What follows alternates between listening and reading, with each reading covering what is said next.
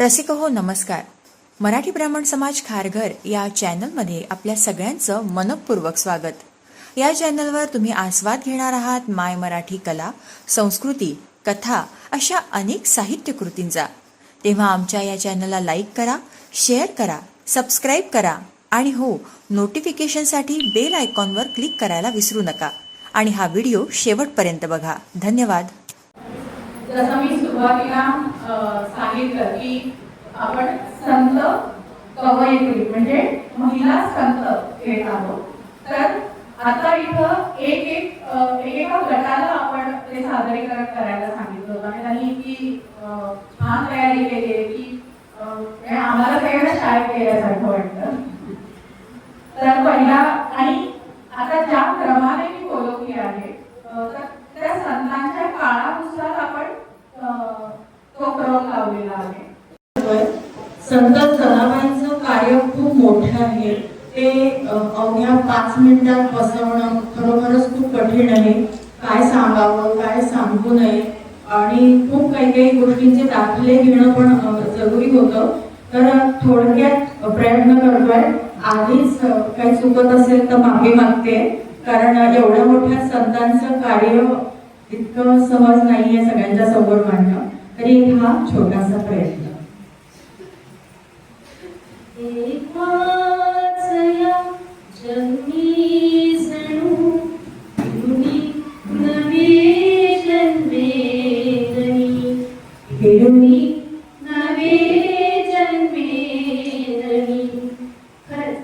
आपण एकाच जन्मात कितीतरी भूमिका बजावत असतो. हल्ली तर बायका घराबरोबर बाहेर सुद्धा स्वतःला सिद्ध करतात. पण पूर्वी असं नव्हतं कसं म्हणतेस? त्यांच्या आनंदाची व्याख्या वेगळी होती. म्हणजे कशी ग? अगं, त्या काळी स्त्रिया दैनंदिन कामातून स्वतःला व्यक्त करायच्या. कामातून कसं व्यक्त होणार? अगं, तुळशीची पूजा करताना, स्वयंपाक करताना, पाणी भरताना, धुणी भांडी करताना, ओव्या अभंग गायच्या. हाच तर त्यांच्यासाठी आनंद होता. परमेश्वर प्रत्यक्ष भेटत नाही. त्याच्यापर्यंत पोहोचण्याचा मार्ग म्हणजे नामस्मरण आणि निस्वार्थ भक्ती. हाच तर परमोच्च आनंद त्यांच्या जीवनात होता. दैनंदिन कामातून भक्ती मार्गाचा परमोच्च आनंद रुजवणाऱ्या संतांमध्ये प्रामुख्याने घेतलं जाणारं नाव म्हणजे संत जनाबाई. जनाबाईंचा जन्म इसवी सन 1258 रोजी परभणी जिल्ह्यातील गंगाखेड येथे. वडील तामा, आई कुरुंड या मातंग वारकरी दाम्पत्याच्या पोटी अतिशय गरिबीत झाला. लहानपणीच आईचं छत्र हरवल्यामुळे वडिलांनी जनाबाईंना पंढरपूर येथील दामाशेठ यांच्याकडे सोपवले. दामाशेठ यांचं घराणं पांडुरंगाच्या भक्तीत लीन झाले. अशा भक्तिमय वातावरणातून भक्तिपूर्ण वातावरणात जनाबाई एकरूप न होतीचे खबर काय? अशा घरात जनाबाईंनी संत नामदेवांची दासी म्हणून संपूर्ण जीवन व्यतीत केले. दैनंदिन कामे करताना नामस्मरणात लीन होऊन घरातील त्या अतिशय आनंदात करत असत. सुंदर माझे जाते ग पिरे बहुते गे. सुंदर माझे जाते ग पिरे बहुते गे. ओव्या गाऊ कौतुके तू ये रे बा विठ्ठला. ओव्या गाऊ कौतुके तू ये रे बा विठ्ठला. ओव्या गाऊ कौतुके तू ये रे बा विठ्ठला. घराचे प्रत्येक काम करताना विठ्ठलाचं नामस्मरण आणि त्यातून निर्माण झालेल्या सुरेख ओव्या आणि आवडत. प्रत्यक्ष पांडुरंगाची जनाबाईंना भेटण्यापासून स्वतःला रोखू शकत नाही. तिच्या भक्तीची आत साथ ऐकून प्रत्यक्ष विठ्ठलाच्या प्रत्येक कामात मदतीला धावून येत असे. जनी जाळे पाणी आसी मागे ठावे ऋषिकेशी. जनी जाळे पाणी आसी मागे ठावे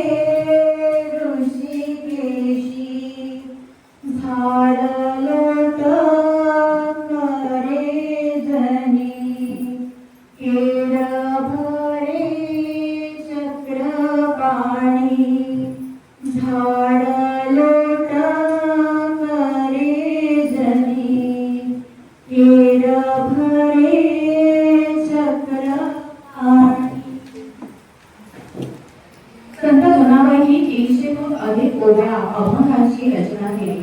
इतकेच नव्हे तर पाळणा, गवळण, भारुड, भोपाळी असे विविध प्रकार रचले. महत्वाचं म्हणजे प्रत्येक रचना पांडुरंगाला समर्पित आणि नाम्याची दासी असाच दाखला आपल्याला मिळतो. भक्ती कशी असावी ना, ही जनाबाईंची एक छोटीशी कथा आपल्याला अगदी सहज सांगून जाते. एकदा जनाबाईंची ख्याती ऐकून संत कबीर जनाबाईंना भेटण्यासाठी नामदेवांच्या घरी आले आणि पाहतात तर काय, जनाबाई आणि तिची शेजारी कोऱ्या नेमक्या कोणाच्या यावरून भांडत होत्या. हे बघून कबीर आश्चर्यचकित झाले आणि तिथून निघाले. तितक्यात शेजारी कबीरांना म्हणाली, तुम्ही आमच्यासाठी अपरिचित आहात, तेव्हा या भांडणाचा निवाडा तुम्हीच करा. कबीर म्हणाले, सगळ्या कोऱ्या साठ्यात आहेत, कसा निवाडा करावा? तेव्हा जनाबाई म्हणाल्या, माझ्या कोऱ्या कानाला लावू नका, तुम्हाला विठ्ठल विठ्ठल असा नाद ऐकायला येईल. आणि काय आश्चर्य, खरोखरच त्यातील बऱ्याचशा कोऱ्या जनाबाईंच्याच होत्या. केवळ विठ्ठल नादानेच त्याचा न्यायनिवाडा झाला. नामदेवाच्या कानात डोल लागल्या, संत कबीर आणि नामदेवाच्या कानात डोल लागल्या. अन विठ्ठल विठ्ठल जनाबाईच्या गवळ्या बोलू लागल्या. अन विठ्ठल विठ्ठल जनाबाईच्या गवळ्या बोलू लागल्या. संत कबीर आणि नामदेवाच्या गवळ्या बोलू लागल्या. अन विठ्ठल विठ्ठल जनाबाईच्या गवळ्या बोलू लागल्या. असा हा विठ्ठल जनाबाईंच्या प्रत्येक कामात त्यांना मदत होती. मात्र एकदा घाईघाईत स्वतःची तुळशीमाळ आणि पदर तिथे विसरला. पण जोडीचा आळ मात्र आला जनाबाईंना. जनाबाईंना दोरखंडाने बांधून सुळावर चढवण्याची शिक्षा सुनावली. जरी दुःखी झाली, मनामध्ये पांडुरंगाला पुसून राहिली. दीनाचा दयाळू तुझे नाव बाबा, दीनाचा दयाळू तुझे नाव बाबा. काहू अवकृपा केली मज, काहू अवकृपा केली मज. आणि चमत्कार झाला. आणि चमत्कार झाला. काळजुगातली जनाबाईंना सुळाजवळ नेलं. जनाबाई ते सुळाकडे पाहतात, त्या सुळाचे आणि काळजुगाच्या हातातील शस्त्राचे पाणी पाणी झाले. जनाबाईंनी कृतज्ञतेने विठ्ठलाचे आभार मानले. जनी म्हणे देवा तू पाठीशी असला, जनी म्हणे देवा तू पाठीशी असला. नाही भय चिंता आम्हाला, नाही भय चिंता आम्हाला. पंढरी म्हणजे आपलं सूक्ष्म शरीर आणि या पंढरीत असणारा चोर म्हणजे स्वतःचे परब्रह्म स्वरूप विठ्ठल स्वरूप. आणि या चोराला म्हणजेच परब्रह्म स्वरूपाला मी कैद करून ठेवला आहे असं जनाबाई म्हणतात. हरीला पंढरीचा चोर, हरीला पंढरीचा चोर. गळा बांधून या दोर, गळा बांधून या दोर, गळा बांधून या दोर. हो हरीला पंढरीचा चोर, हरीला पंढरीचा चोर. हृदय बंदी खाना केला, हृदय बंदी खाना केला. आता विठ्ठल कोणीला, आता विठ्ठल कोणीला. शब्दे केले जडाजुडी, शब्दे केले जडाजुडी. विठ्ठल पायी घातली वेडी, विठ्ठल पायी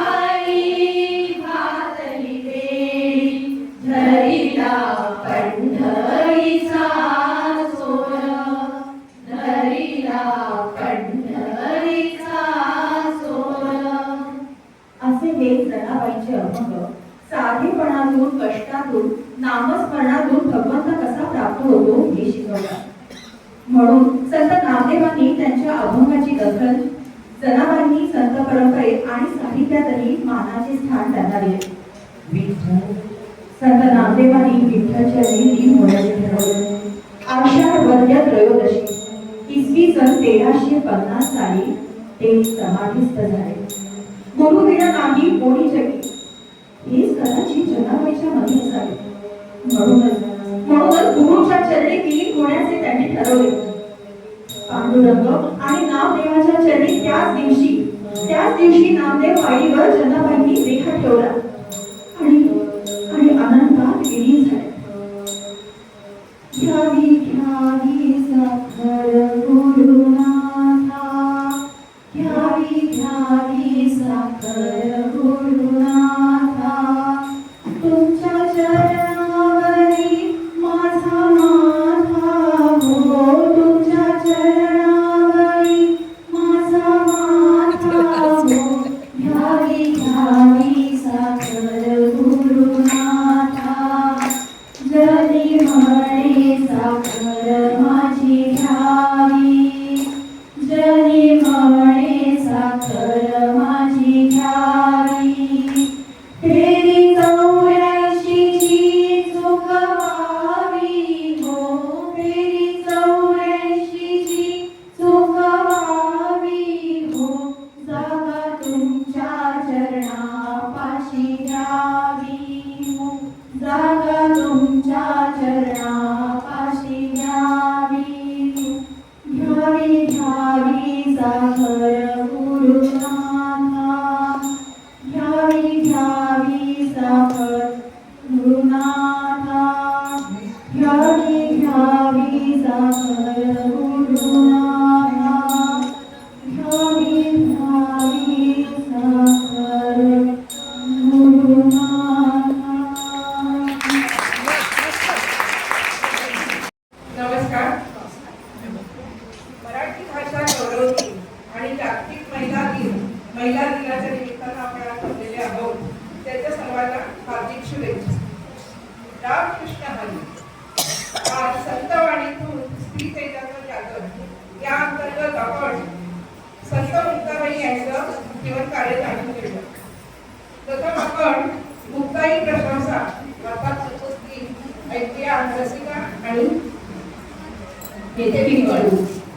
ब्रह्मस्वादिनी ताटिनी नादिनी दैन्य विहारिणी पापहरे, कठिन सुधर्म सुगम्य करे, जय तत्व प्रदर्शिनी गर्व करे, विठ्ठल विनये विठ्ठल भक्ती विठ्ठल कान सरोज हरे, जय मुक्ती ज्ञानेश सहोदरी संत विभूषिणी मान्यवरे, संत विठ्ठल वडवानर योगिनी सुधा हरे, जय पाठ करे, तळीगाडोळी तेजोदर्शिनी गगननी दर्शिनी करे, सांगते बाबुल मातु समे निवृत्तीनाथ सोपान हरे, जय मुक्ती ज्ञानेश सहोदरी संत विभूषिणी मान्यवरे, संत विभूषिणी मान्यवरे. अशा या संत मुक्ताबाईंचा जन्म 1279 मध्ये आळंदी जवळील इंद्रायणी वसलेल्या सिद्धपेठ येथे झाला. वडील श्री विठ्ठलदास कुलकर्णी हे वैराग्य वृत्तीचे होते, तर आई सोनबाई कुलकर्णी ही संस्कृत कष्टाळू अशी गृहिणी होती. संत निवृत्तीनाथ, संत ज्ञानदेव, संत सोपानदेव यांची ही धाकटी बहीण. पैठणच्या ब्रह्मपुत्रांनी दिलेल्या आदेशानुसार विठ्ठलपंत आणि रुक्मिणीबाई यांनी प्रायश्चित्त देऊन स्वतःला जलार्पण केले. तरीही या चारही भावंडांना समाजाकडून अवहेलना आणि विशेषतः त्यांना सामोरे जावे लागले. तेव्हाही मुक्ताबाई अगदी 4-5 वर्षाची होती, पण नंतर वयाच्या 8व्या-9व्या वर्षापर्यंत त्या सोशी समजूतदार मुक्ताईने घराची जबाबदारी घेतली.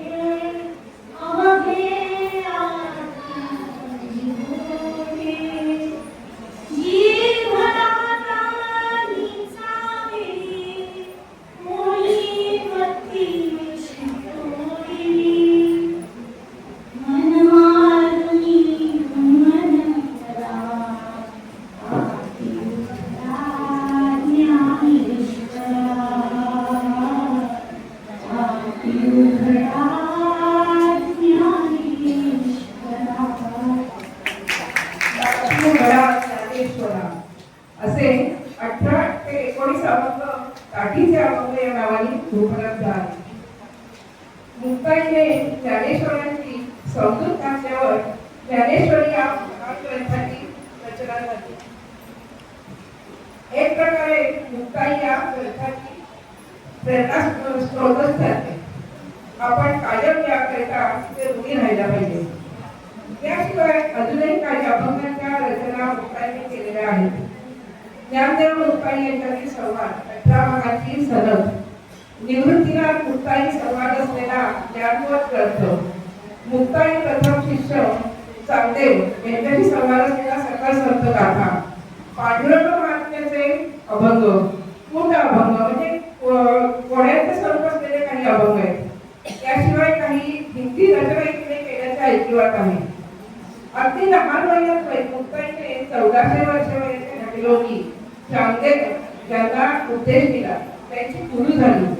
याबद्दल संत चोखोबा चाटी, संत नामदेव यांच्या अवतारातून आपल्याला स्पष्ट उल्लेख आढळतो. नंतर काही महिने अज्ञातवासात राहून मुक्ताईने गुरु गोरखनाथ यांच्याकडून प्रत्यक्ष दीक्षा संपादित केली.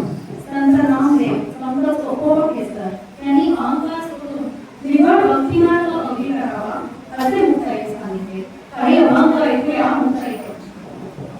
अखंड ज्ञाना देवाचा शेजार, काय अहंकार नाही केला, मान अपमान वाढविसी देवा, दिवस असता महाटी दिसी, परब्रह्म्या संगे नित्य तुझा केर, आंधळ्या डोळे डोहाळे काम झाले, कल्प करून तळवटी इच्छिले ते गोष्टी, अद्यापि मोठी राहिला का, जरी कामधेनू ताक मागू जाय, ऐसा द्वार आहे जगा माझे, म्हणे मुक्ताबाई जाई ना दर्शना, आधी अभिमान तुटला. मूलतः शोषित मुक्ताई वेळ आल्यास निर्भीडपणे आपले मत मांडून पटवून देत असे या अशोभांगातून आपल्याला दिसते. म्हणूनच संत नामदेव तिला कौतुकाने सर मांडली. अर्थात तेजस्वी चणापाचे संबोधन. 13व्या शतकात एखाद्या महिलेने मुलीने असे आपले मत स्पष्टपणे मांडणे हे खूपच क्रांतिकारक होते. आपल्या थोड्याशा आयुष्यात या समर्पितपणे मानवी स्वभाव स्त्री कायम करतात. आपल्या स्त्री कार्यक्रमातून आपण ही आम्ही असे अभिव्यक्ती करू इच्छितो की हा भाव आपणही आपल्याला कायम करतो. संत ज्ञानेश्वर महाराजांची समाधी घेतल्यावर मुक्ताई उदास झाली. तेव्हा मुक्ताईला संत निवृत्तीनाथ, संत नामदेव आदींनी आपल्याबरोबर तीर्थयात्रेला गेले. खाण्यापिण्याचे भात नसलेली मलूल झालेली मुक्ताई तापी ठिकाणी मेहूर या गावी एका पारावर झाडाखाली बसली होती. अचानक पैशाखाती वादळ वारा सुरू झालं. विजांचा कडकडाट, ढगांचा गडगडाट सुरू झाला. एक सळसळती वीज खाली कोसळली आणि त्यामध्ये ताई गुप्त झाली. तो दिवस होता 12 मे 1297. अवघ्या 18-19व्या वर्षी त्यांनी विरागी, आदिमाया, चित्कला हे जग सोडून गेले. आपल्या सर्वांना योग्य मार्गदर्शन करणाऱ्या मुक्ताईला आमचे कोटी कोटी नाव.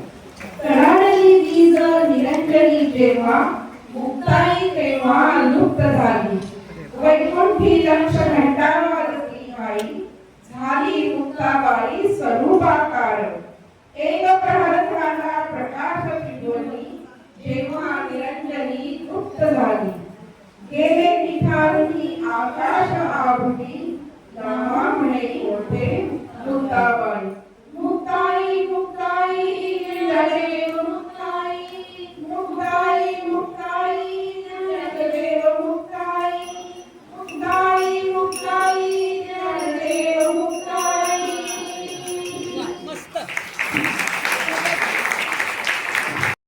आनंदाची दीपवाणी घरी बोलवा वनमाळी खाली तेही रांगोळी गोविंद गोविंद.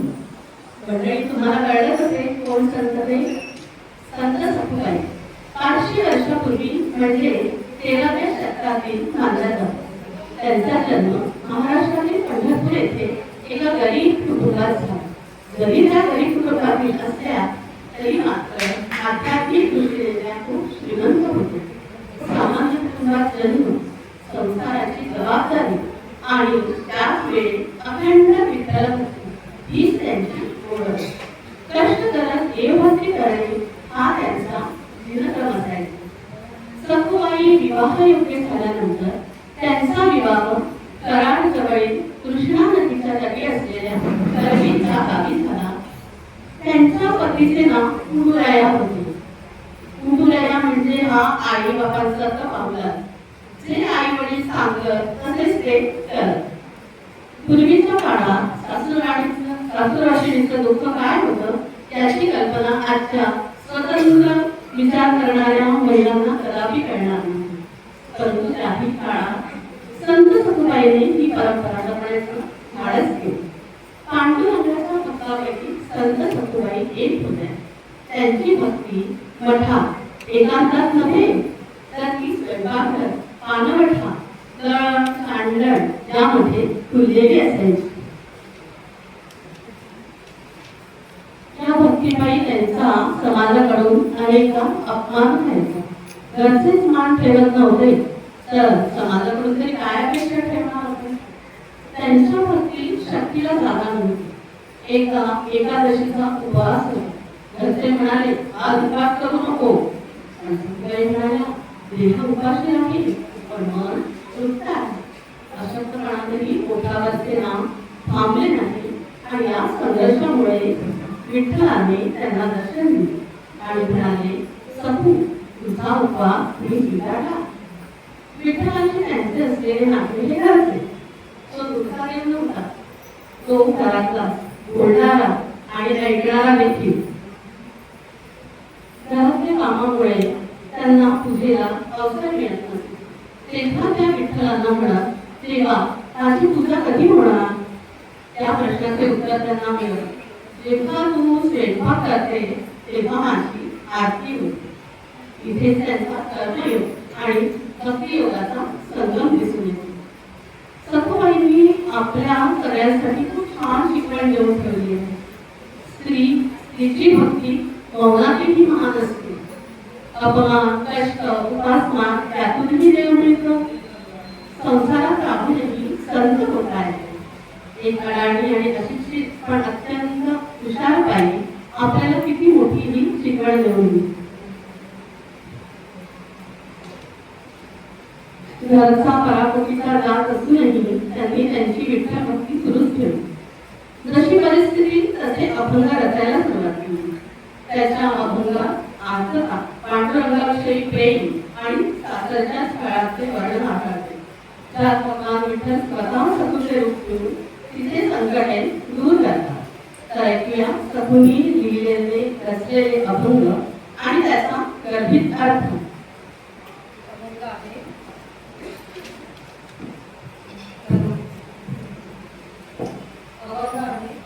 पाणी भरी डोईवरी नाम घेई ओठावरी. पाणी भरी डोईवरी नाम घेई ओठावरी. सखू म्हणे पांडुरंगा तुझा माझा सोयरा.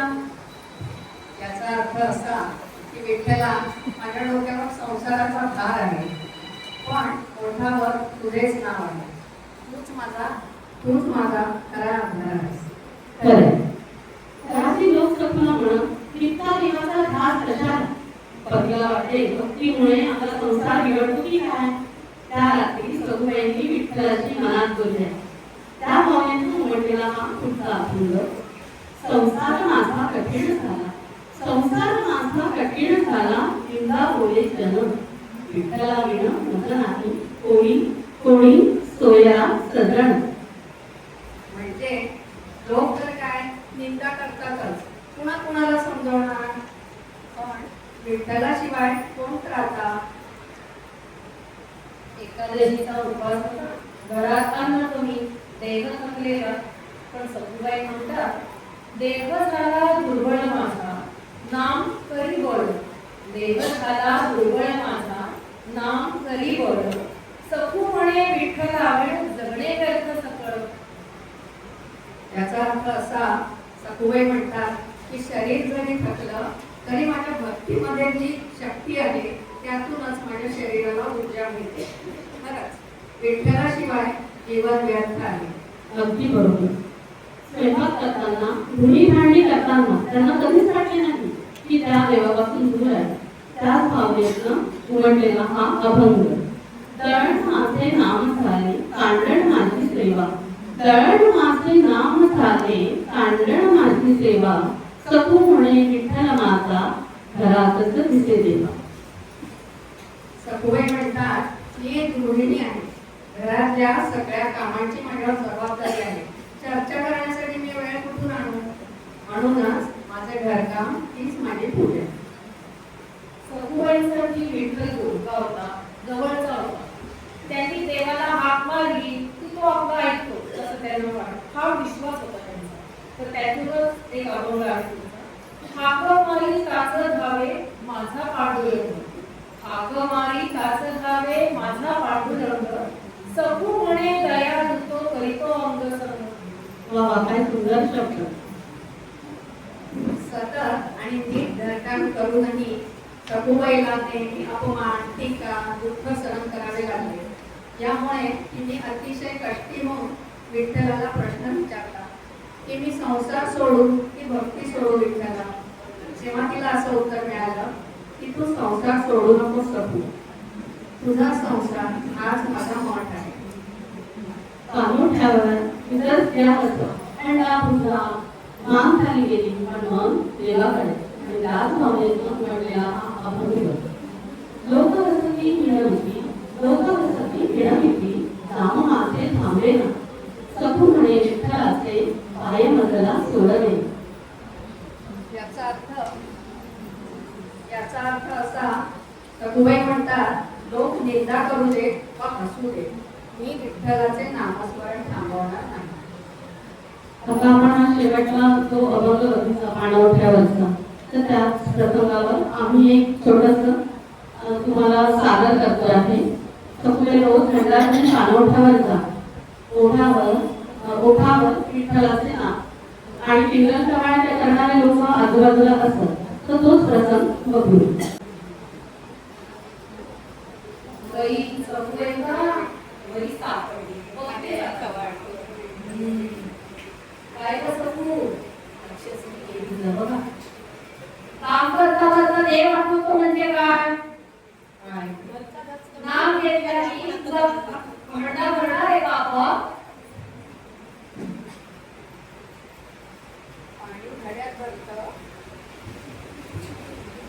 पाणी घड्यात भरतं पण नाम मनात भरतं.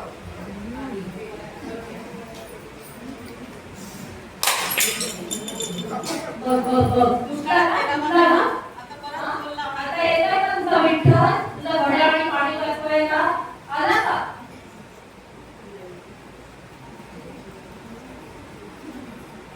विठ्ठला हा अपमान सहन करायचं बळ दे मला.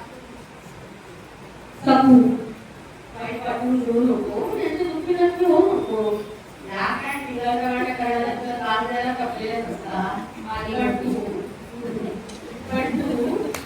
पंढरपूरला जाऊन आपले कारण विठ्ठलाचे चरणी अर्पण करतो. हे भावाने आणि तुझा वेळ वाया घालवण्यापेक्षा, याला त्याला बोल लावण्यापेक्षा जरा चल पंढरपूरचा महिमा बघ, तिथला भक्तीचा महिमा बघ, त्याच्यात तुझी तुझा काही फरक पडेल नाही. येते का येते, मलाही मंगळ विठ्ठल.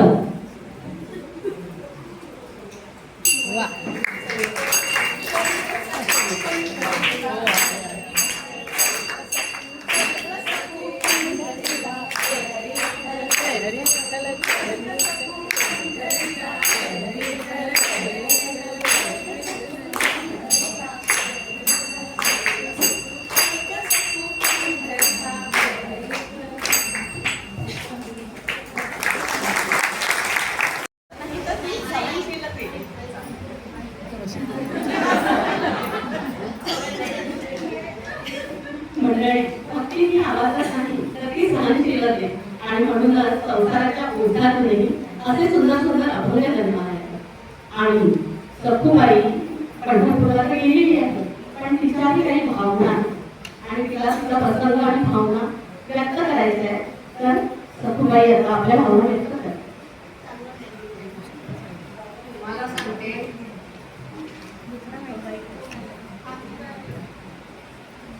तुम्हाला सांगते, ज्या माझ्या सासरच्या मंडळींना माझ्या विठ्ठल भक्तीवर आक्षेप होता, राग होता, त्यांना त्या विठ्ठल भक्तीची प्रचिती आली. कशी ते ऐका. जेव्हा मी धारणा धरायला पंढरपूरला गेले तेव्हा अतिश्रमामुळे मला मृत्यू आला. पण घरी खरं तर मला खांबाला बांधून ठेवलं होतं शिक्षा म्हणून. आणि माझ्या गावातल्या काही लोकांनी पाहिलं की सखू मृत झाली आहे. त्यांनी घरी येऊन सांगितलं की सखू मृत झाली आहे. तेव्हा घरचे थांबवले. त्यांना कळेल ना की सखू तिकडे आहे, तर आपण खांबाला कुणाला बांधून ठेवलं आहे. तेव्हा त्यांच्या लक्षात आलं की आपण श्री विठ्ठलालाच बांधून ठेवलं आहे. आणि ते गजीत झाले. त्यांना त्यांची चूकही कळली आणि शिवाय सखूच्या विठ्ठल भक्तीची ताकदही कळली.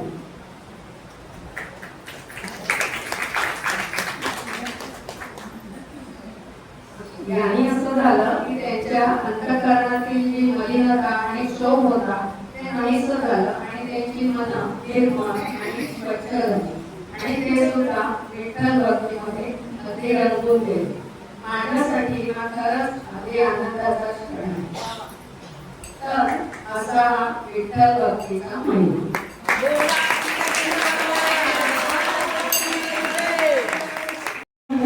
या निमित्ताने आपण सगळे जमलो. संत महिला संतांबद्दल आपला हा जो कार्यक्रम सुरू आहे त्याच्यात आम्ही मानवताबद्दलचं सगळं अभंग आणि त्यांचे जीवनचर्याबद्दल सांगितलं. पतित पावना म्हणविसी नारायण बालपणी ते अबला गायन शिकली नृत्य कला रंभा तिलोत्तमा मेनका सकळा पाहता डोळा लज्जित माता म्हणे कन्येशी सरता राजद्वाराशी अलंकार देई तुझसी रूपलावण्य देखोनी ते म्हणे गो जननी मज योग्य पुरुष सुंदर कोणी धुंजित न दिसे नयनी जाणसी मनी आपुजा मज भुली लावण्य कोटी पुन असल्या वैन त्याला कोणी ऐसा निश्चय करुणी मनी कानोपातला लागिली. संत कानोपातला या महाराष्ट्रातील महान संत परंपरेतील एक अत्यंत आदरणीय नाव. पांडुरंग परमेश्वराने जिचे प्राण आपल्या स्वरूपामध्ये मिळवून घेतले ते संत कानोपातला. आपला जन्म कुठल्या कुळात आणि समाजात व्हावा ते आपल्या हाती नसतं, पण आपल्या जन्माचे सार्थक ईश्वर भक्तीने कसे करावे याचे उत्तम उदाहरण म्हणजे संत कानोपातला. तिचा जन्म मंगळवेढ्यात श्यामा नावाच्या गणिकेच्या घरी झाला. लहानपणापासून सुंदरतेचा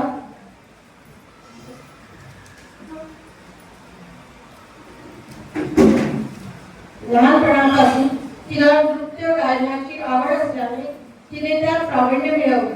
कानोपात्राने घराण्याचा पारंपरिक व्यवसाय करावा आणि एखाद्या राजाकडे किंवा श्रीमंत गृहस्थाकडे आश्रय स्वीकारावा अशी तिच्या आईची इच्छा होती. कानोपात्रीच्या विचारी संयमी, विवेकी आणि संवेदनशील मनाला ते काही पटले नाही. जीवनातल्या भौतिक लौकिक ऐश्वर्य सुखाकडे आकृष्ट नव्हता. तिचे मन शाश्वत सुखाकडे परमेश्वर भक्तीकडे ओढले गेले. तिच्या सुंदर शरीराला तिने कोणत्याही प्रकारे कलंकित होऊ दिले नाही. पंढरपूरला जाणाऱ्या वारकऱ्यांमुळे कानोपात्राचे मन विठ्ठलाकडे ओढले गेले. वारकरी भक्तांबरोबर दिव्यसूत ती पंढरीस आली आणि विठ्ठल भक्तीत भावून गेली. कानोपात्राचे बालपण तसे फारसे सुखी नव्हते. त्यांना पिता नव्हतेच, पण आई ही गणिका असल्याने समाजात त्यांना मान नव्हता. कानोपात्रा दिसायला खरंच खूप सुंदर होत्या आणि त्यातही त्यांचे नृत्य गायन तर लोकांना आकर्षित करणारे होते. त्या इतक्या श्रीमंत होत्या की त्यांना त्यांच्या प्रत्येक कामासाठी त्यांच्याकडे दासी ठेवल्या होत्या. सगळं होतं त्यांच्याकडे, पण एकच नव्हतं, समाजात मान आणि सन्मान.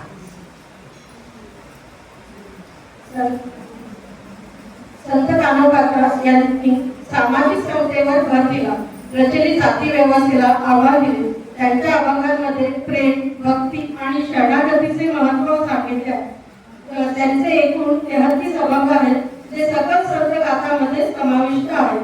त्यांच्या अभंगाची वैशिष्ट्ये: आत्मसमर्पण, त्यांनी आपलं सगळं अस्तित्व विठ्ठलाच्या पायी समर्पित केलं. विरह, देवदर्शनासाठीची आर्तता आणि व्याकुळता त्यांच्या प्रत्येक अभंगात दिसून येते. गाथा, संत कानोपात्रेच्या गाथेमध्ये एकूण सुमारे 24 ते 30 अभंग उपलब्ध आहेत. भाषा ही अत्यंत साधी, सरळ आणि हृदयाला भिडणारी मराठी भाषा होती. त्यांच्या अभंग रचनेतून समाजाच्या, संसाराच्या जंजाळातून मुक्ती मागून थेट पांडुरंगाशी एकरूप होण्याची तळमळ व्यक्त होत होती. संत कानोपात्रा यांच्या जीवनातील प्रमुख आणि एकदम महत्त्वाची अशी घटना म्हणजे बिदरच्या बादशहाच्या मागणीची.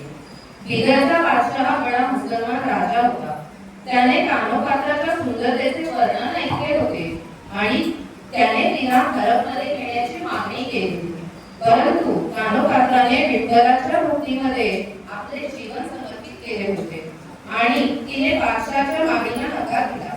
परंतु बादशहाने तिला धमकी दिली, तू जर माझ्या हरपमध्ये नाहीस तर तू मरणार.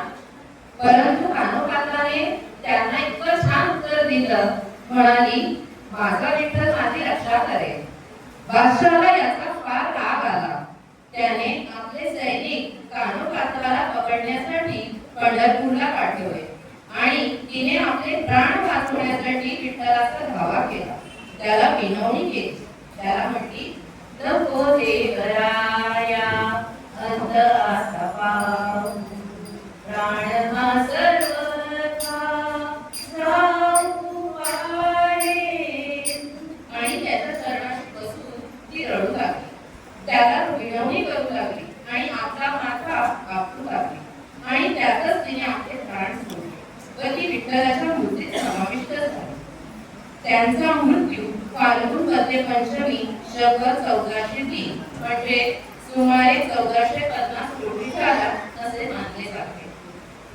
संत कानोपात्राचे जे काही महत्वाचे जे अभंग आहेत ते आहेत पुढील प्रमाणे: नको देवराया अंत आता पाहू, पतित पावन म्हणविसी नारायण, माझे माझे र पंढरी, जीवीचे जीवलगे माझे कृष्णाई, नको नको त्या यातना, घ्या रे घ्या मुखी नाम, वाळवंटी गायले गुण, वर्ग वैरियाचे हाती, तुझी वर्गे आम्हा ठावी, नको विठू अंत आता. अशी ही काही त्यांची विशेष अभंग आहेत. त्यांचे जे काही निवडा अभंग आहेत त्याच्याबद्दल मी तुम्हाला सांगते. विठू दिनांचा दयाळा, ज्यात त्यांनी विठ्ठलाची स्तुती केली आहे आणि त्यांना दिनांचा दयाळू म्हटलं आहे. त्याच्यानंतर माझं दर्शन दे रे विठ्ठला, यामध्ये त्या विठ्ठलाला आर्त करतायत, विनवणी करतायत की विठ्ठला आता तरी मला तू दर्शन दे. या अभंगात त्या विठ्ठलाला शरण गेल्या आहेत आणि दर्शनाची तळमळ यात त्यांची दिसून येते. त्यानंतर विठ्ठल विठ्ठल पांडुरंगा या अभंगामध्ये त्यांनी विठ्ठलाची स्तुती केली आहे आणि त्यांना पहिल्यांदा पांडुरंग म्हणून संबोधले आहे. असे त्यांचे काही निवडक अभंग जे महाराष्ट्रात अजूनही प्रसिद्ध आहेत आणि गायले जातात. तसंच कानोपात्रा यांच्या जीवनातून आपल्याला भक्ती, प्रेम, शरणागती, निष्ठा, सामाजिक समता, त्याग, आध्यात्मिक श्रद्धा, प्रेमाची भाषा, जीवनाचे मोल, धैर्य आणि आंतरिक शांतीचे महत्त्व शिकायला मिळतं. तसेच भाषाच्या मागणीला नकार देऊन त्यांनी आपला स्वाभिमान राखला. आपले संपूर्ण जीवन विठ्ठलाच्या भक्तीमध्ये समर्पित करून त्यांनी आपली निर्णय क्षमता दाखवली. अशा या महान भक्तीमध्ये समर्पित असलेल्या, स्वाभिमान आणि निष्ठेचे प्रतीक असलेल्या संत कवयित्री कामोबाता यांच्या चरणी सादर व्हावं. त्यांच्या अभंगातून आपल्याला प्रेम, भक्तीचे सामर्थ्य व जीवनाची प्रेरणा मिळत राहो अशी विठ्ठलाच्या चरणी नमन करून आशा करतो. बोलावले बळी विठ्ठल ज्ञानदेव तुकाराम. गणनाथ महाराज की जय. धन्यवाद.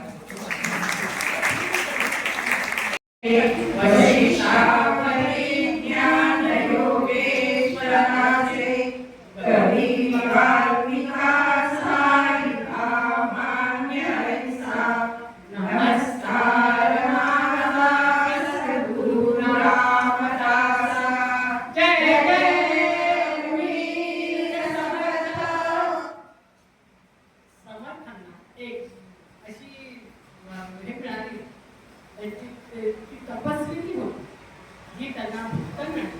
ती त्यांची सेवा करती तपस्विनी होती. आणि आपण कुठल्या काळात जातोय तर 1600च्या काळातली गोष्ट आहे की त्यांनी तिला कीर्तन करायची परवानगी दिली 1600च्या काळात. आणि त्याच्यामुळे सगळ्यांना प्रश्न पडला की 1600च्या काळात एका विधवा स्त्रीनी कीर्तन करायचं, पण हा केवढा मोठा बदल समर्थांनी केला, खूप मोठा बदल समर्थांनी केला. आणि त्यांचं नाव आहे वेणा स्वामी. स्वामी तर काय म्हणतात झाल्या, पण वेणा स्वामी मिरजला जेव्हा त्यांनी मठ स्थापन केला समर्थांनी, तेव्हा त्या मठाचे अधिपत्य सुद्धा त्यांना दिले गेले. अशा या वेणा स्वामी. 1630 मध्ये गोपाळजी पंत आणि राधिकाबाई गोसावी यांच्या पोटी एक कन्या रत्न जन्मली, ती म्हणजे वेणा. शेजारच्या पत्की गुरुजींना लिहिता वाचता यायला लागलं आणि 400 वर्षापूर्वी मुलींनी लिहिता वाचता येणं ही अप्रमाणित गोष्ट होती. या वेळापैकी अगदी लहानपणामध्ये लग्न झालं आणि मिरजमधल्या देशपांडे यांची त्या सून म्हणून प्रवेश केला. खरं तर लहानपणी लग्न झालं, पण दुर्दैवामुळे त्यांच्या पतीचं लवकरच निधन झालं. त्या बालविधवा झाल्या आणि या बालविधवाचं दुःख विसरण्यासाठी रामभक्तीत तल्लीन झाल्या. एके दिवशी रामभक्तीत तल्लीन असतानाच त्यांना परिचयाचा एक खणखणीत आवाजाचा श्लोक ऐकू आला. अहिल्या शिरा राघवेंद्र करतेची कधी लागला दिव्य होरी गेली, जया वर्णिका श्रीणही वेदवाणी लोकेची कला रामदासाभिमानी. ओम भक्ती असं म्हणत समर्थ आत वाड्याच्या दाराशी न उभे राहता सरळ अंगणात आले. तिथे त्यांना वेणाबाई काहीतरी वाचत बसलेल्या त्याची खुशी केली. त्यांना त्या दिसल्या आणि त्यांनी विचारलं, बाळा काय वाचते आहे? त्यांचा हा बाळा शब्द ऐकला तो त्यांनी आपल्या आयुष्यात पहिल्यांदा ऐकला. एवढ्याच्या त्या प्रेमाच्या एका शब्दांच्या खूप आनंद आणि त्या प्रेमाच्या शब्दाने त्यांचा वैधव्याचा दाह सुद्धा शांत झाला. असं त्यांनी विचारल्यानंतर त्यांनी सांगितलं, नाथांचे भागवत वाचते. पुन्हा त्यांनी म्हटलं, वाचतेस ना, की समजवून घेतेस की नुसतंच वाचतेस? हे त्यांना ऐकल्यानंतर खूप छान वाटलं आणि त्यांनी आपल्या मुलाची मनात एक प्रश्नाची पोकळी त्यांच्या समोर ठेवली. जीव कशाला म्हणायचे? आत्मा म्हणजे काय? प्रपंच म्हणजे काय? शून्याचे स्वरूप काय? असे एक नाही कितीतरी प्रश्न त्यांनी विचारले. वेणाबाईंनी विचारलेले प्रश्न म्हणजे समर्थांना आव्हानच.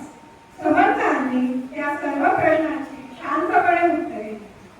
त्या क्षणी वेणाबाईंना समर्थांचे वेगळेपण, वैशिष्ट्य जाणवले. ज्या सद्गुरू भेटीसाठी आपण रात्रंदिवस तळमळ करतो ते हेच सद्गुरू याची गुणगाठ मनाशी पडली. वेणाबाईंना जीवनाचा नवीन अर्थ उमटला. कोल्हापूरच्या मंदिरात समर्थांची कीर्तने आली असे त्यांना समजले. त्या आईवडिलांकडे माहेरी आले.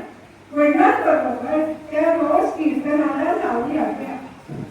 ते जे काही बोलतात ती दैववाणीच आहे, जणू परब्रह्मच. वेणाबाई समर्थांच्या कीर्तनाला सतत हजर राहत. त्यांच्याशी तासनतास चर्चा करेल. पण हे लोकांच्या डोळ्यात येऊ लागले. त्यांच्याविषयी नको नको ते बोलायला लागले.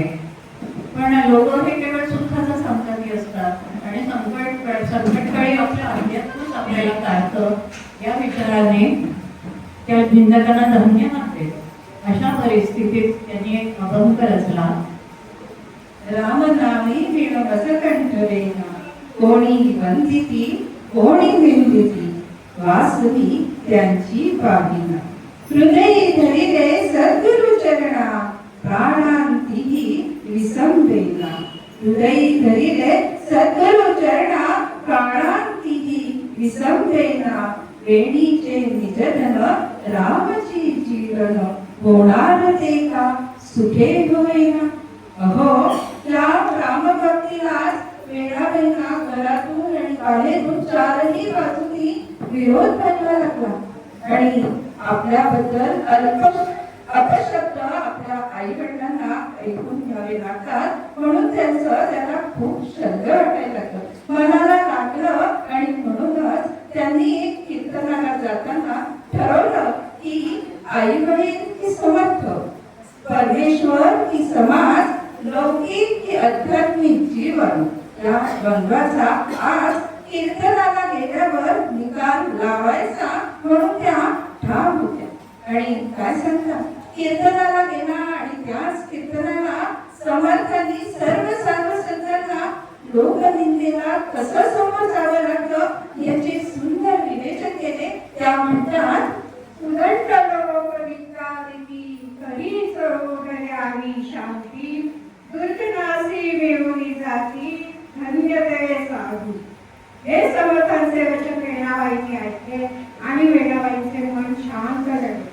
वेणाबाई उठल्या आणि आनंदात त्यांनी घरची वाट धरली. पण घरी समोर काय वाढून ठेवले आहे याची त्यांना व्यक्तींची जाणीव नव्हती. घरात पोचल्याबरोबर त्यांना असं दिसलं की आपल्या गावातील काही प्रतिष्ठित लोक तिथे आहेत, नातेवाईक तिथे आहेत. काय झालं? लगेच लोकांनी म्हटलं, या बाई साहेब. त्या काळामध्ये बाई साहेब ना, बाई आणि साहेब, या बाई साहेब.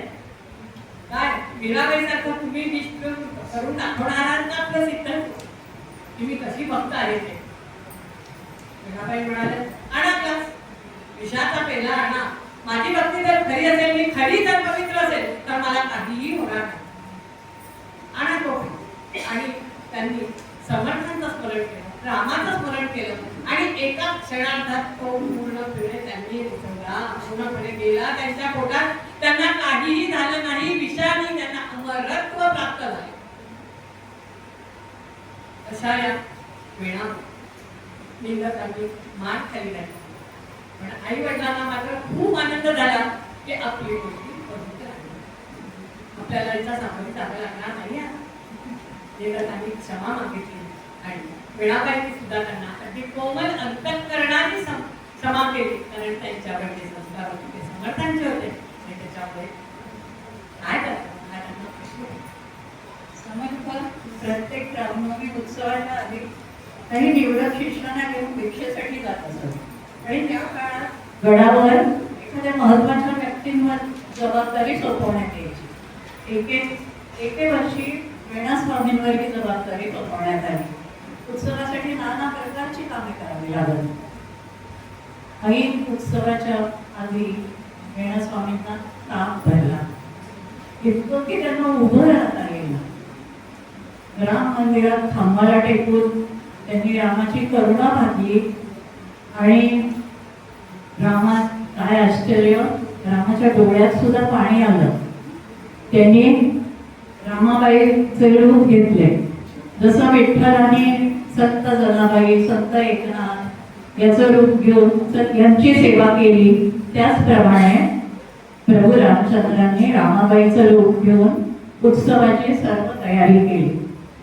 त्यांनी सांगितलं की 32 शिराळ्याची असून समर्थांनी मला पाठवले आहे, असं त्यांनी खोटंच सांगितलं.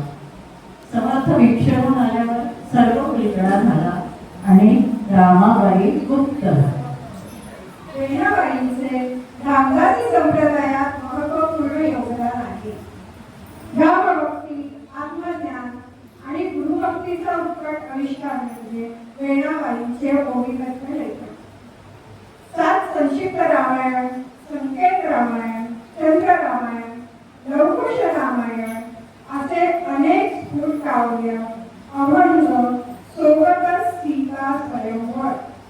या वीणाबाईंनी आपल्या कीर्तनातून समाज प्रबोधन केले आणि या वीणाबाईंना 1679 मध्ये रामनवमीच्या एका पुस्तकाला समर्थांनी सज्जनगडला बोलावले आणि तिथे एक आगळीवेगळी घटना घडली.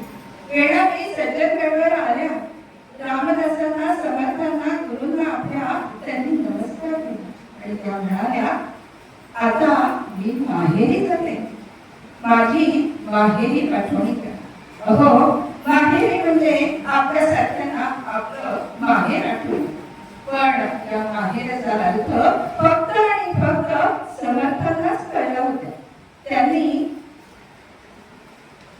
आता वीणाबाईंना मनन, अभ्यास, साधना, श्रवण आणि त्यानंतर आता त्या साक्षात्कार होता. या अंतिम टप्प्यापाशी वीणाबाई येऊन पोहोचल्या. त्यांना मोक्ष हवा होता, म्हणजेच माहेरी जायचं होतं, अर्थात त्यांना मोक्ष हवा होता. त्याच वेळी समर्थांनी चैत्र कृष्ण चतुर्दशी हा दिवस ठरवला आणि त्यांनी आपल्या सेवकाला म्हणजे उद्धवाला सांगितलं, उद्धवा जा, गडावर जा आणि सगळ्यांना सांग, आज वीणा माहेरी जाणार आहे आणि म्हणून दुपारी वीणाबाईंची कीर्तन सेवा ठेवली. रामरायाला, सद्गुरूंना वीणाबाईंनी नमस्कार केला आणि आपल्या कीर्तनाला सुरुवात केली. आणि उत्तरंगात राम, लक्ष्मण हे गिररामाला कसे जातात हे रंगवून सांगितले आणि त्यातच भाव विभोर होऊन आणि आत्ममग्न होऊन त्या गाऊ लागल्या. बंध विमोचन राम, बंध विमोचन राम, सकळ ऋषी मुनी भजती जयासी, एकची तो सुख धाम, माझा बंध विमोचन राम, बंध विमोचन राम, माझा बंध विमोचन राम. सद्गुरु कृपा ओळखिला जो कौसल्येचा राम, माझा बंध विमोचन राम, बंध विमोचन राम, माझा बंध विमोचन राम. भाव भक्तीच्या सुलभ साधनी पुरवी सकळही काम, माझा बंध विमोचन राम, बंध विमोचन राम, माझा बंध विमोचन राम. सकळ चरणही मेणा आत्मा रामा, शरणही वेणा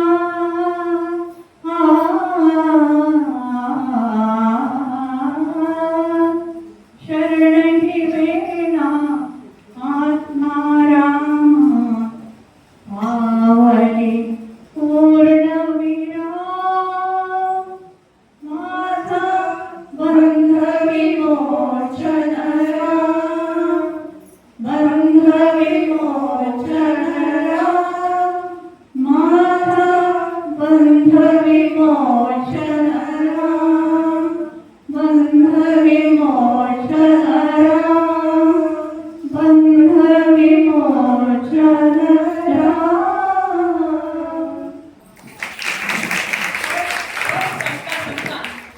पद संपता हरिरवी घेतली आणि कीर्तनाची सांगता झाली. देहातीत झाल्या, वेणाबाई देहातीत झाल्या. समर्थांच्या चरणापाशी स्वतःला त्यांनी लोटून दिलं, समर्थांच्या चरणापाशी लोटून दिलं आणि त्यांनी आत्मसमर्पण केलं. त्यांना मोक्ष मिळाला. त्यांनी अगदी विश्रांती घेतली. कधी न होण्यासाठी त्या शांत झाल्या. त्यांनाही खूप बरं वाटलं. समर्थांनाही म्हणजे आपल्याला शिक्षा मिळाली आणि त्यांनी जय जयकार केला. जय जय रघुवीर समर्थ, जय जय रघुवीर समर्थ. गुरुला सुद्धा अशी शिक्षा लावली आणि त्यांचं नाव वेणा नव्हे, वेणा स्वामी, वेणा स्वामी. धन्यवाद. भक्तिमय सगळेजण आपण झाल्यावर मला अगदी वाटतं इतकं सुंदर म्हणजे प्रत्येकी संतांचं म्हणजे सांगितलं आहे, सादरीकरण केलेलं आहे. आणि आपण म्हणतो ना यापैकी सर्व भूतेषु मातृरूपेण संस्थिता नमस्तते नमस्तते नमस्तते नमो नमः. तर मुळात प्रत्येकीमध्ये म्हणजे प्रत्येक जणात मातृभावना असते, वात्सल्यभाव असतो. आणि त्याचे पाठांतर जास्त आणि शिवाय ते संत आहे, माऊली आहे. म्हणून आपण विठाई माऊली म्हणतो, ज्ञानोबा माऊली म्हणतो. पण इतका वात्सल्यभाव त्याच्यात आहे. आणि आता प्रत्येकीने छान केलेलं आहे. मला आणखी एक सांगावंसं वाटतं की आपण जे मुक्ताबाईचं ऐकलं ना, तर त्या मुक्ताबाईला नुसतं संत मुक्ताबाई म्हणतात. त्यांना आदिशक्ती असंच नाव आहे. त्यांना आदिशक्ती असा फुले सगळीकडे आहे. त्यांची योग्यता बघा केली आहे. त्याचप्रमाणे आता आपण अधिकार सांगितलेला स्वामींचं, तर त्यांची आणखी एक गोष्ट मला म्हणजे ऐकली की त्यांच्याकडे स्वयंपाकाचं काम होतं आणि समर्थांना ताट पाडून द्यायचं काम होतं वेणाबाईकडे. आणि त्यावेळेला त्या आपल्या नेहमी पाठवून द्यायच्या आणि द्यायच्या. त्यांची खोली त्या तिकडे ठेवायच्या ताट आणि समर्थांनी जेवायचे. तर त्याप्रमाणे एक दिवस त्यांनी ताट ठेवलं. ताट ठेवलं त्यांनी निघून आल्या आणि इकडं त्यांच्या चहा पदार्थ वाढायचा राहिला असतील म्हणून त्या परत वाढायला गेल्या. आणि बघतात तर काय बरोबर समर्थांनी ताकीद दिली की ते जेवत असताना तुम्हीही यायचं नाही. तरी सुद्धा त्या गेल्या. त्यांनी बघितलं तर त्या प्रत्यक्ष हनुमंत त्यांच्याबरोबर आणि अक्षरशः ते बघून त्यांना मूर्छा आली. मूर्छा आली त्या एकदम घाटून खाली पडल्या. पण समर्थांनी लक्ष दिलं नाही. नंतर बाकीचे सगळे म्हणजे बरोबरचे होते ते आले. त्यांनी त्यांना शुद्धीवर आणण्याचा प्रयत्न केला पण ते उठल्या नाही. म्हणून नंतर समर्थ आले आणि त्यांनी सांगितलं की आपल्या अशा विशुद्ध पडलेल्या बघायला समर्थांनी त्यांना सांगितलं येऊ नका म्हणून. तरी सुद्धा त्या आल्या. त्यांना शिक्षा तर काहीच केली. तर तेव्हा त्यांची समस्या नव्हती की आपलं बाळ जर आईपाशी गेलं तर आई काही रागवतं का, तसं तुम्ही रागवू नका. त्याप्रमाणे मग समर्थांनी नुसता हात ठेवला त्या शुद्धीवर आले. म्हणजे एवढं त्यांचा अधिकार होता. आणि आता शेवट त्यांनी सांगितलं वेणुस्वामींचं अंतर जसं म्हटलं त्याच्याकडे अशी कथा आहे की काय त्याला माहिती पण अशी आठवण आहे की त्या नंतर त्यांना असं वाटायचं वैष्णव म्हणजे बघावं आपण काय हे आहे म्हणजे देवभूमी वगैरे काय आहे ते बघावं म्हणून त्या साठ्या म्हणाल्या की मला ते बघायचं आहे काय आहे स्वर्ग वगैरे काय आहे काय नेमकं असतं. तर त्यावेळेला त्यांच्या लक्षात समर्थांच्या की त्यांचा अंतर काय बघा नाही. तरी पण ते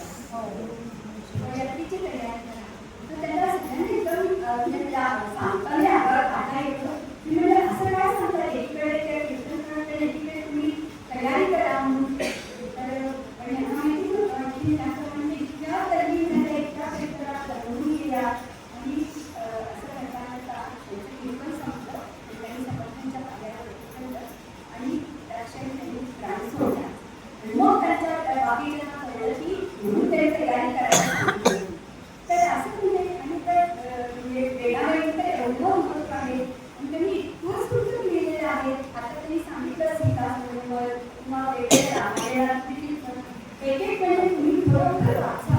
बरोबर त्यांचे शब्द समजते आणि काय मी घेऊन आणले तुम्हाला म्हणजे अतिशय सांगत आहे. अति त्यांनी म्हणजे तेव्हा सीतेचं हे निषेध करण्याचा वगैरे त्यावेळेला प्रसंग त्यांनी कळलेला आहे. तर रावण येतो म्हणजे रामाला एवढा अहंकार असतो की अनेक ती शिवलिंग देखील हलवलं आहे, एवढं सगळं केलेलं आहे.